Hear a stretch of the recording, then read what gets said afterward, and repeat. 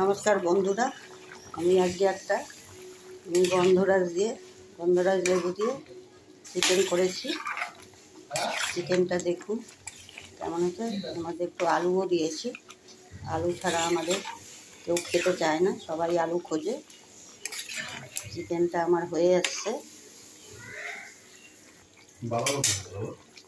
এইটার মধ্যে আমি আদা, পেঁয়াজ, রসুন একটু সেদ্ধ করে দিয়েছি, আর তার মধ্যে গোলমরিচের গুঁড়ো দিয়েছি, আর শুকনো লঙ্কার গুঁড়ো দেইনি, ছিঁড়ে দিয়েছি, দিয়ে মাখিয়ে চুকিয়ে বসিয়ে দিয়েছি।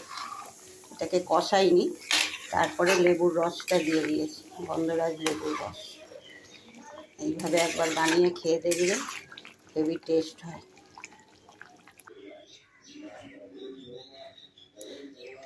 দেখুন মাংসর ঝোলটা এরকম আছে, আর এখানে আমি তুলে রেখেছি।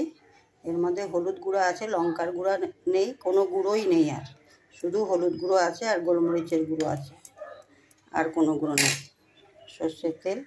সর্ষের তেল তো দিতেই হবে, এমনিভাবেই রান্না করেছি।